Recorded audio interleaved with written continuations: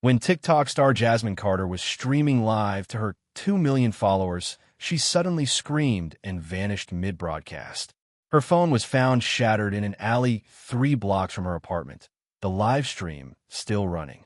No witnesses, no security footage, no digital trail. For 1 year, her fans demanded answers, until data recovery specialists uncovered evidence of a terrifying stalker network. What they found will make you question everything you thought you knew about safety. March 22nd, 2023, 7:30 a.m. While most Northwestern University students were stumbling toward their first classes, Jasmine Carter was already creating content that would reach millions of people before lunch. Her dorm room had been transformed into a professional studio, complete with ring lights, backdrop stands, and camera equipment that cost more than most students' entire college fund. But Jasmine hadn't bought this equipment with daddy's money or student loans. At 22, she had built a digital empire from nothing more than authenticity, talent, and the kind of infectious personality that made strangers feel like lifelong friends. "Good morning, beautiful souls," Jasmine said to her phone camera, her smile lighting up the small dorm room. It was the same greeting that had started every video for the past 18 months, and her 2.3 million followers had come to depend on that warm voice to start their days with positivity. Jasmine's story wasn't typical influencer mythology. She hadn't gone viral overnight or stumbled into fame through family connections. Her rise had been methodical, authentic, and built on addressing something that mainstream social media had ignored. Young Black women who needed to see someone who looked like them celebrating natural beauty, discussing real struggles, and proving that success was possible even when the world seemed designed to prevent it. Her content wasn't complicated. Dance videos that showcased her background in competitive dance. Get Ready With Me videos that featured affordable products and celebrated features that traditional beauty standards had taught women to hide. College life vlogs that showed the reality of balancing academics with content creation, complete with late-night study sessions and ramen noodle dinners. But it was Jasmine's live streams that had built the deepest connection with her audience. Every evening at 8:30 p.m. Central Time, she would go live for exactly 1 hour, creating a space where thousands of young women could discuss everything from relationship problems to career dreams to the daily microaggressions that came with existing as young Black women in predominantly white spaces. Jasmine saved my life, read a comment that appeared regularly in her live streams. When I was ready to give up on college, she reminded me that I belonged here. Those testimonials weren't rare. Jasmine's comment sections were filled with stories from young women who had found confidence, pursued education, or simply learned to love themselves through her content. She responded to every comment she could, remembered regular viewers' names, and created a community that felt more like family than fandom. The success had been life-changing for Jasmine and her family. Her single mother, Sharon, who had worked double shifts at a Detroit hospital to support her children's dreams, could finally reduce her hours thanks to the $15,000 monthly income Jasmine generated through brand partnerships and TikTok's Creator Fund. "My baby is changing the world one video at a time," Sharon would tell anyone who would listen. "She's showing little girls that they can be anything they want to be." Jasmine's younger brother Marcus, 16 and fiercely protective of his famous sister, had started handling her business correspondence and scheduling. He was proud of Jasmine's success, but worried about the attention it was attracting. "Some of these comments aren't normal, Jazz," Marcus had warned her during their weekly family video calls. "These people know too much about your schedule, your classes, your friends. It's getting weird." Jasmine had noticed the shift too. In the early days, her comment sections had been overwhelmingly positive. But as her follower count climbed past 2 million, a different element had begun appearing. Comments that were too specific about her location. Messages that detailed her daily routines with frightening accuracy. Direct messages that crossed lines from admiration into obsession. She had reported the most disturbing content to TikTok's moderation team, but the platform's response had been frustratingly inadequate. Automated replies claimed that the content didn't violate community guidelines. Appeals disappeared into digital bureaucracy. Meanwhile, The disturbing messages continued multiplying. But Jasmine Carter had been raised by a single mother who had taught her that women don't get to quit when things get difficult. She had survived poverty, racism, and the daily challenges of being a young black woman in America. Anonymous internet creeps weren't going to stop her from building the future she had worked so hard to create. As she prepared for what would become her final live stream, Jasmine had no idea that those anonymous internet creeps had been planning something far more sinister than disturbing comments. They had been planning her disappearance. Jasmine Carter's daily routine would have exhausted most college students, but she thrived on the chaos of balancing academics with managing a digital empire that influenced millions of young women across the globe. By 6 a.m., she was already reviewing analytics from the previous day's content, responding to brand partnership emails, and planning the videos that would shape her followers' entire day. Her success hadn't happened by accident. While other students were discovering TikTok as entertainment, Jasmine had approached it as entrepreneurship. She studied trending sounds before they peaked, analyzed engagement patterns across different time zones, and created content that didn't just entertain, it empowered. Representation matters had become her unofficial motto, and every video proved it. When Jasmine posted tutorials using drugstore makeup on deep skin tones, young black women finally saw someone who understood their struggles with finding foundation matches. When she discussed code switching between her natural speaking voice and the professional voice she used in academic settings, thousands of followers felt seen in ways mainstream media had never provided. Her dorm room reflected the scale of her operation. What had started as a simple ring light setup had evolved into a professional production space that would have impressed marketing agencies. Color-coordinated backdrops, professional lighting systems, multiple camera angles, and sound equipment that ensured every word reached her audience with crystal clarity. But the real magic happened during her evening live streams. Every night at 8:30 p.m., Jasmine's notification would light up phones across the world. College students in New York would pause their studying. High school girls in Atlanta would gather around shared screens. Young mothers in Los Angeles would tune in after putting their children to bed. For exactly 1 hour, Jasmine created a space that felt like a combination of group therapy, motivational speaking, and hanging out with your most supportive friend. Chat, let's talk about something real tonight. Jasmine might begin, and her audience would prepare for discussions that range from body image struggles to career anxiety to family expectations. She would read every comment she could, addressing followers by their usernames as if they were sitting in her dorm room rather than scattered across continents. The engagement was unprecedented. While creators with larger followings struggled to maintain connection with their audiences, Jasmine's community felt genuinely personal. Followers would update her on job interviews she had encouraged them to pursue. Students would share acceptance letters to colleges they had applied to after Jasmine's education advocacy. Young women would post transformation photos showing confidence they had gained through her body positivity content. Brand partnerships had naturally followed her authentic influence. Major beauty companies competed for collaborations with Jasmine because her endorsements translated directly into sales among demographics that traditional advertising had failed to reach. Fashion brands recognized that her styling videos could launch trends overnight. Even educational platforms sought partnerships, understanding that Jasmine's advocacy for academic achievement reached audiences that traditional marketing couldn't touch. The financial success had transformed her family circumstances. Sharon Carter could finally work single shifts instead of doubles, focusing on her nursing career rather than survival. Marcus was saving money for college thanks to his role managing Jasmine's business communications. For the first time in their lives, the Carter family felt financially secure. My daughter is building generational wealth through her intelligence and authenticity, Sharon would tell friends with obvious pride. She's proving that our children don't have to choose between education and entrepreneurship. Northwestern University had initially been skeptical of Jasmine's content creation activities, worried that social media would distract from her communications major.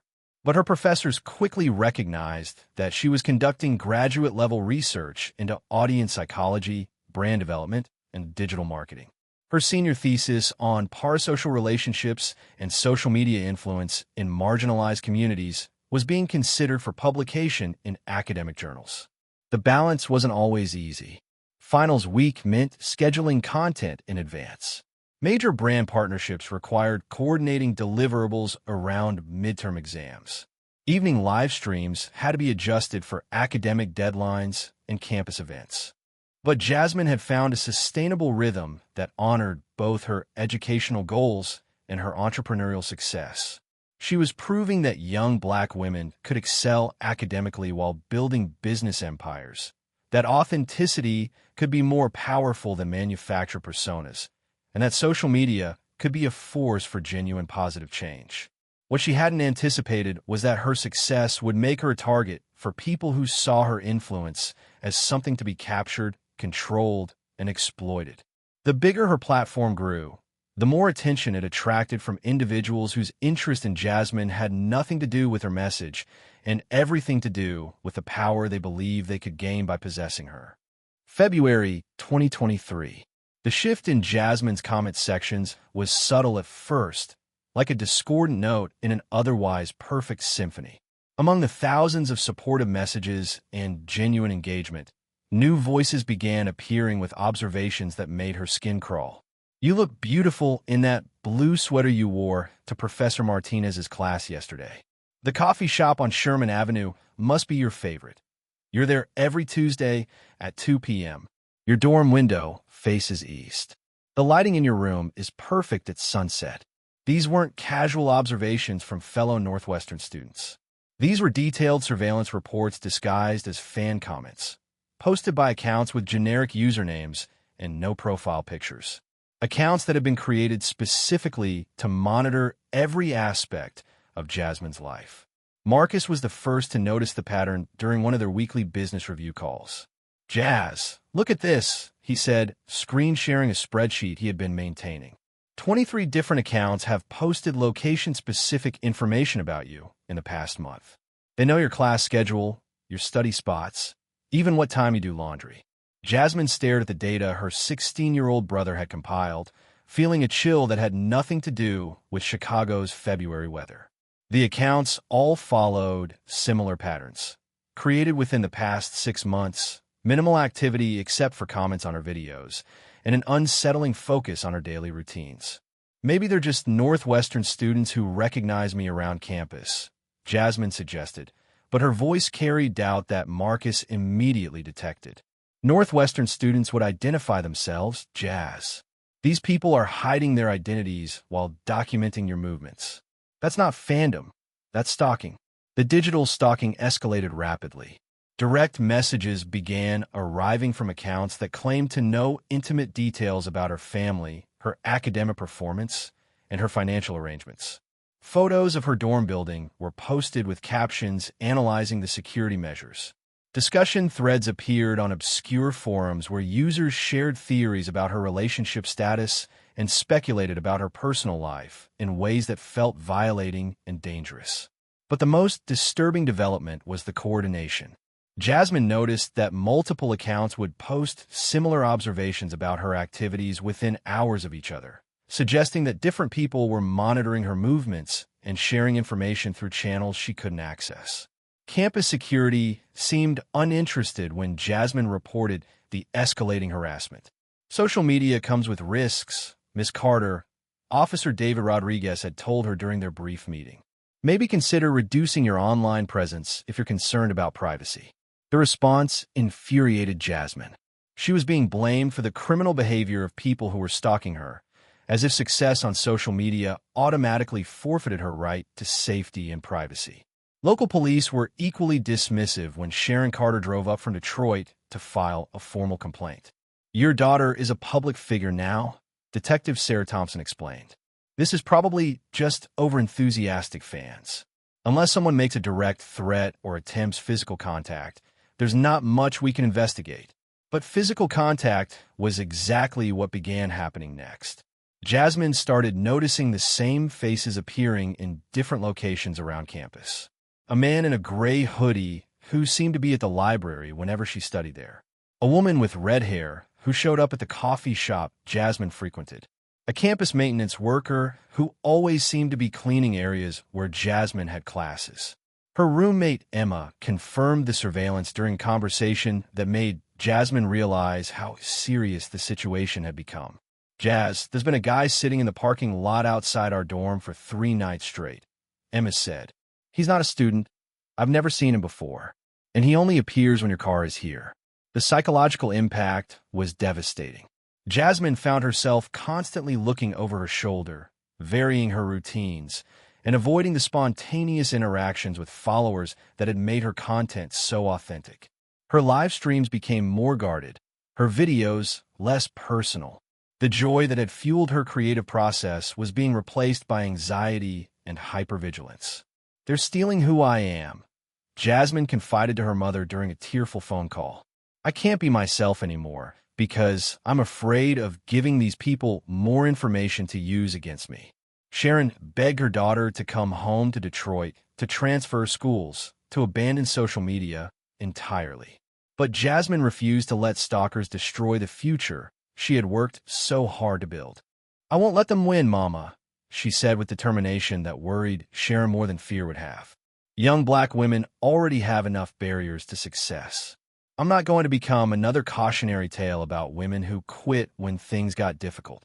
That determination would lead Jasmine to make the decision that ultimately delivered her into the hands of people who had been waiting months for the perfect opportunity to move from digital stalking to physical acquisition. The network that had been watching her every move was finally ready to strike, and Jasmine's refusal to hide would give them the access they needed to complete their plan. March 23rd, 2023, 8:47 p.m.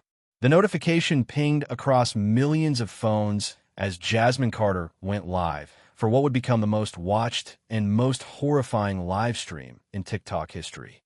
47,000 viewers tuned in, expecting her usual evening routine of skincare, study tips, and motivational conversations. None of them were prepared to witness a kidnapping in real time. "Hey, beautiful souls." Jasmine's voice carried its familiar warmth as she positioned her phone on the desk, the ring light illuminating her dorm room in its usual soft glow. She wore a Northwestern University hoodie and had her hair wrapped in a silk scarf, the same casual evening look that millions of young women had come to associate with comfort and authenticity. The chat exploded with heart emojis and messages of love from followers across time zones. College students in California were taking study breaks. High school girls in New York were getting ready for bed. Working mothers in Texas were unwinding after long days. All of them settling in for the hour of connection that had become the highlight of their evenings. "I had the most interesting conversation in my media psychology class today," Jasmine began, organizing skincare products on her desk. "We talked about parasocial relationships and how social media creates genuine emotional connections between creators and audiences. It made me think about how much you all mean to me." The first sign something was wrong came 11 minutes into the stream. Jasmine paused mid-sentence, her head tilting as if listening to something outside her dorm room. "Did you guys hear that?" she asked, glancing toward her door. The chat filled with confused questions. Most viewers heard nothing unusual through their phone speakers, but some followers were using headphones, and they caught what Jasmine had noticed: footsteps in the hallway that seemed to stop directly outside her door. "Someone's walking around out there pretty late," Jasmine said, trying to maintain her casual tone. "Probably just someone coming back from the library." 14 minutes into the stream, comments began appearing that made viewers' blood run cold. "Jasmine, there's someone at your window. OMG, look behind you. Call security now." Jasmine turned to look at her window, confusion crossing her face. Her third-floor dorm room window faced the courtyard, too high for anyone to approach from outside. But viewers watching through her phone camera could see what she couldn't: a dark silhouette moving past the glass. "Chat, you're scaring me," Jasmine said, walking toward the window. "There's nobody out there. It's 3 stories up." That's when the lights went out. The room plunged into darkness except for the glow from Jasmine's phone camera. Emergency lighting from the hallway cast eerie shadows through the gap under her door. 47,000 people watched as Jasmine's voice took on genuine fear. Okay, that's weird. The power just cut out in my room only. Let me check the hallway. The phone camera captured Jasmine approaching her door, her hand reaching for the handle. The chat was moving too fast to read individual messages, but the panic was universal. Thousands of people were simultaneously typing warnings, begging her not to open the door, pleading with her to call security. "Oh my God," Jasmine whispered, and the camera showed her face in the phone's glow, eyes wide with terror. "The door's already unlocked. I always lock my door." What happened next was captured by 47,000 witnesses who would never forget the horror they saw. The door swung open before Jasmine could touch the handle. A figure in dark clothing filled the doorframe, face obscured by shadows. Jasmine's scream pierced through phone speakers around the world as she stumbled backward, her phone clattering to the floor. "Oh my God! How did you get in here?" were the last coherent words Jasmine Carter ever spoke on camera. The phone landed screen up, camera pointing toward the ceiling. Viewers could see partial glimpses of movement, shadows crossing the frame. They could hear Jasmine's voice, desperate and terrified, pleading with someone whose responses were too muffled to understand. The sound of struggle lasted exactly 43 seconds. Furniture overturning, Jasmine's voice becoming distant. Then footsteps across the floor, moving toward the fallen phone. For 17 agonizing minutes, 47,000 people watched an empty ceiling while audio captured the sounds of someone searching through Jasmine's belongings. Drawers opening, papers rustling, objects being moved with systematic precision. Comments poured in faster than TikTok servers could process. Viewers were calling 911, campus security, and local police. Students at Northwestern were running toward Jasmine's dorm building. The hashtag #SaveJasmine was trending globally within minutes. Then, abruptly, the live stream ended. Campus security found Jasmine's dorm room empty, door wide open, clear signs of struggle throughout the space. Her laptop was missing. Her jewelry box had been ransacked. Her car keys were gone from their usual spot on her desk. But Jasmine Carter had vanished completely, as if she had never existed at all. 47,000 witnesses had watched the kidnapping unfold in real time. Yet investigators would find no physical evidence of who had taken her or where she had gone. The only clue was her shattered phone, discovered 3 hours later in an alley 3 blocks from campus. Its screen cracked, but its memory intact with the digital record of a crime that would haunt everyone who witnessed it. March 24th, 2023, 6:15 a.m. Detective Maria Santos stared at the incident report that would define the most frustrating case of her 15-year career. A college student had vanished during a live stream watched by tens of thousands of people, yet the physical evidence was virtually non-existent. Probably staged, was the first theory floated during the morning briefing.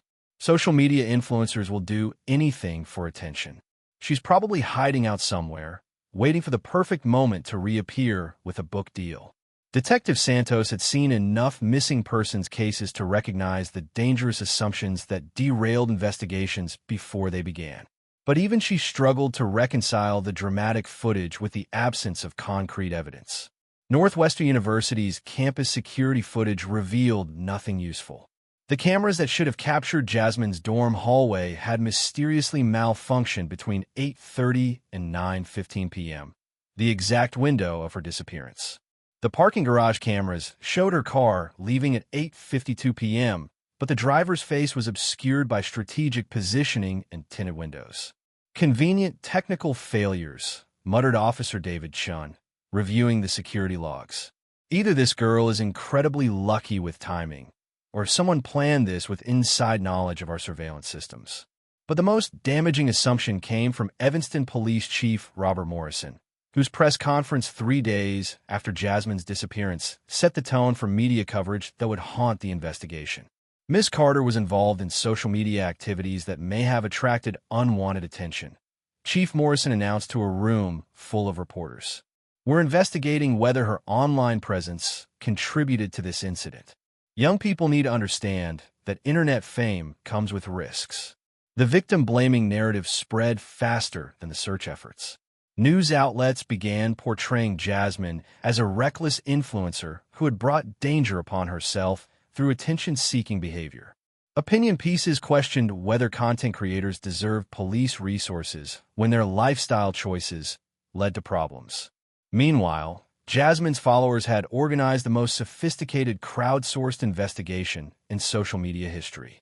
Within hours of her disappearance, the hashtag #FindJasmineCarter had mobilized millions of users worldwide. Digital forensics experts volunteered their expertise.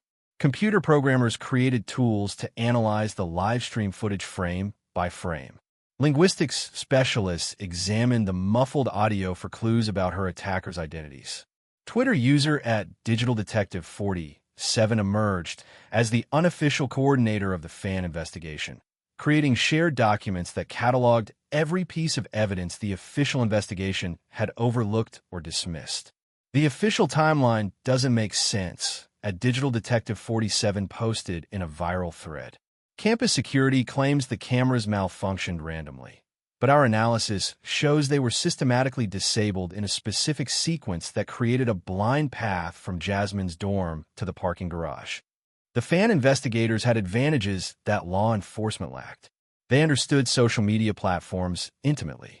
They recognized suspicious account patterns that police couldn't identify. Most importantly, they cared about finding Jasmine with an intensity that professional investigators couldn't match. TikTok's cooperation with the investigation was minimal and frustrating. The platform claimed privacy concerns prevented them from sharing user data, even though 47,000 people had witnessed Jasmine's abduction on their servers. Legal processes moved slowly, while digital evidence potentially degraded with each passing day. Sharon Carter arrived from Detroit within 18 hours of her daughter's disappearance, demanding answers that nobody could provide. Her first meeting with Detective Santos revealed the institutional failures that were sabotaging the search for Jasmine. They're treating this like she's some teenage runaway instead of a kidnapping victim, Sharon told local news reporters. 47,000 people watch my daughter get taken from her room, and police are suggesting she arranged it herself for publicity. The investigation's credibility suffered another blow when reporters discovered that several key pieces of evidence had been mishandled or lost. Jasmine's shattered phone had been stored improperly, potentially compromising data recovery. Fingerprint evidence from her dorm room had been collected incorrectly. The search of her vehicle had been conducted without proper forensic protocols. Public pressure forced the FBI to take over the case after 2 weeks of local incompetence, but valuable time had already been lost. Digital forensics experts explained that social media evidence became exponentially harder to recover as platforms refreshed their servers and cache data disappeared. Every day that passes reduces our chances of finding digital breadcrumbs that could lead us to Jasmine, FBI agent Jessica Park explained during a press briefing. This should have been treated as a federal case from hour one. By the 1-month mark, the official investigation had stalled completely. No physical evidence, no viable suspects, no credible leads despite hundreds of tips from around the world. But Jasmine's followers refused to give up, and their digital detective work was uncovering patterns that professional investigators had missed entirely. What they would eventually discover would expose a network so sophisticated and so dangerous that it would change everything about online safety for content creators. 1 year, 365 days of unanswered questions, dead-end leads, and a family torn apart by the systematic failure of every institution that should have protected Jasmine Carter. Her TikTok account had become a digital shrine where millions of followers left messages of hope, shared memories, and demanded justice that seemed increasingly impossible to achieve. March 23, 2024 marked the anniversary with vigils in 12 countries. Northwestern University held a memorial service that drew thousands of students who had never met Jasmine but felt connected to her story. Sharon Carter spoke through tears about a daughter who had been reduced to hashtags and trending topics instead of being remembered as the brilliant young woman who had used her platform to lift up others. "My baby didn't disappear for your entertainment," Sharon told the assembled crowd. "She was building something beautiful, and someone destroyed it because they couldn't control it. The fan investigation had evolved into something resembling a parallel law enforcement agency. At Digital Detective 47 had recruited forensics experts, linguistics analysts, and cybersecurity specialists who worked without pay because they refused to let Jasmine's case join the thousands of missing persons files that gathered dust in police stations. Their persistence had yielded discoveries that official investigators had missed or ignored. Pattern analysis revealed that Jasmine wasn't the only content creator who had been targeted by coordinated stalking campaigns. Similar harassment patterns had preceded the disappearances of 3 other young women creators over the past 18 months. But the most significant development came from an unexpected source. Dr. Michael Chun, a data recovery specialist at MIT, had been following Jasmine's case since the beginning. His expertise in reconstructing damaged digital evidence had made him a legend in law enforcement circles, and he had been haunted by the shattered phone that investigators claimed contained no recoverable data. That phone is the key to everything, Dr. Chin posted in the hashtag #FindJasmineCarter forum. Modern smartphones are incredibly resilient. Even catastrophic physical damage rarely destroys all stored data. If the police can't recover information from Jasmine's device, it's because they don't have the right tools or expertise. Sharon Carter's lawyer immediately petitioned for independent analysis of her daughter's phone, citing the investigative failures that had compromised the case from day one.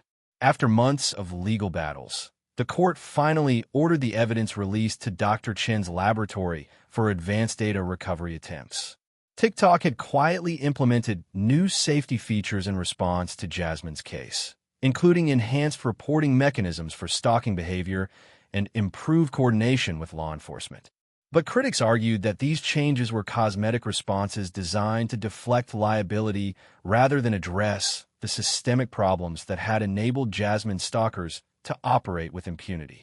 The anniversary coverage renewed international attention to Jasmine's case, with documentaries planned and advocacy groups demanding answers. Her disappearance had become a symbol of the dangers facing young women in digital spaces, particularly creators of color who faced additional targeting from hate groups and predators. What none of them knew was that Dr. Chin's laboratory was about to make a breakthrough that would expose the most sophisticated stalker network in internet history. April 8, 2024. Inside Dr. Michael Chin's MIT laboratory, quantum data reconstruction technology was about to unlock secrets that had been hidden for over a year in the fragments of Jasmine Carter's shattered phone. Traditional forensics had declared the device unrecoverable, but Chin's experimental methods could extract data from memory chips that appeared completely destroyed. The breakthrough came at 3:27 a.m. during the 7th attempt at molecular-level data recovery. Fragments of encrypted files began emerging from damaged storage sectors, revealing a digital trail that chilled Chun to his core. Hidden within Jasmine's device were months of systematic surveillance records that she had never seen. Spyware installed through malicious links had been recording her location, photographing her surroundings, and monitoring her communications. Every move she made had been tracked and shared among a network of 23 individuals across 8 states. The conspiracy was staggering in its sophistication. Encrypted chat logs revealed military-style coordination between stalkers who referred to Jasmine as Target 7. Previous targets were discussed with clinical detachment, suggesting a human trafficking operation that specialized in acquiring social media personalities with large followings. Most disturbing were the financial transactions embedded in the recovered data.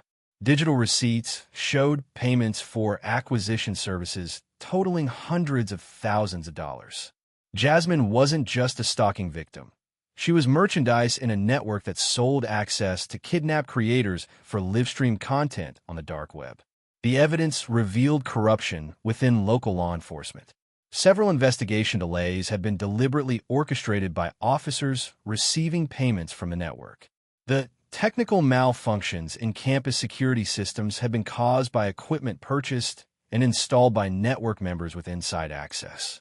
Location metadata from the recovered files led FBI agents to an abandoned warehouse complex in rural Indiana, where they discovered a sophisticated broadcasting facility designed for producing illegal content. 8 young women were rescued during the raid, but Jasmine wasn't among them.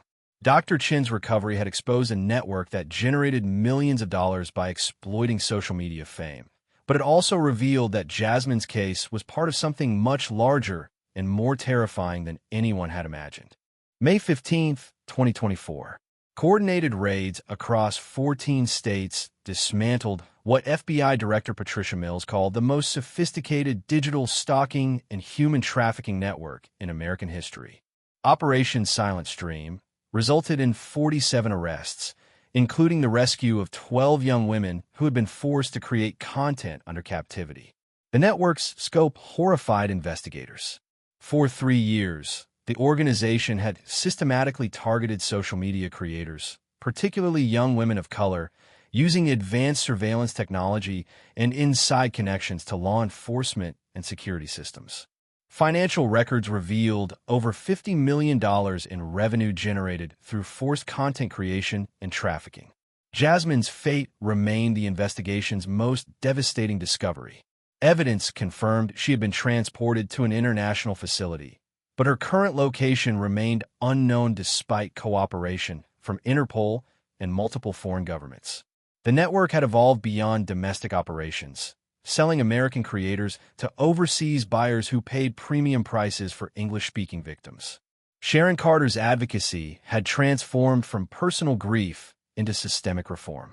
Her testimony before Congress led to the passage of comprehensive creator protection legislation requiring platforms to implement real-time threat monitoring and coordinate with federal authorities when users face credible dangers. Northwestern University faced federal investigation for security failures that had enabled Jasmine's kidnapping. Campus administrators were forced to resign, and the institution paid a $75 million settlement to establish the Jasmine Carter Digital Safety Institute. TikTok and other platforms implemented revolutionary safety protocols, including AI systems that could detect coordinated stalking behavior and automatically alert authorities. The changes came too late for Jasmine, but would protect countless other creators from similar targeting. The investigation continued as an active international case, with new leads emerging regularly from the massive digital evidence trove recovered from the network servers.